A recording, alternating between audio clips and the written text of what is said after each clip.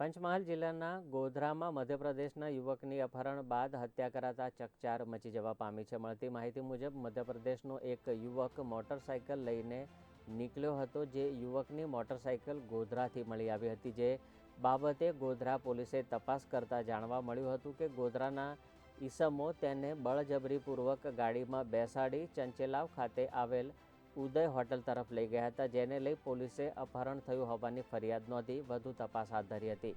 તપાસમાં અપહરણ કરાયેલ યુવકની હત્યા થઈ હોવાનો ખુલાસો થયો હતો।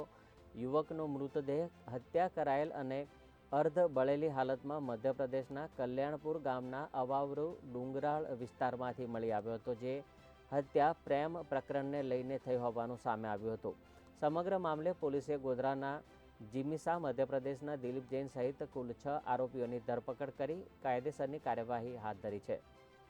તારીખ 17/1/24 રોજ એક મહુનેશ ઉર્ફે મોનુ કરીને છોકરો છે, રાજગઢ એમપીનો, એના કાકા એ ડિવિઝન પોલીસ સ્ટેશન ખાતે એવી ફરિયાદ લઈને આવેલા કે 13 તારીખથી મહુનેશ, જેમનો ભત્રીજો છે, એ ઘરેથી મોટરસાઇકલ લઈને ક્યાંક નીકળેલ છે અને એનું મોટરસાઇકલ અહીંયા ગોધરા ખાતે હોવાનું એમને જાણવા મળેલું છે।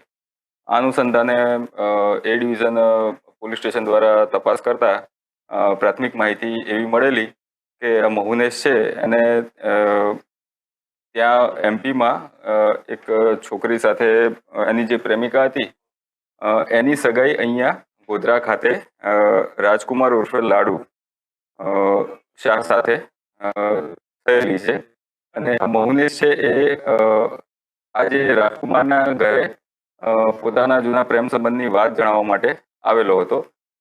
એ રીતની માહિતી મળેલી। ત્યારબાદ વધુ તપાસ કરતા આ મહુનેશને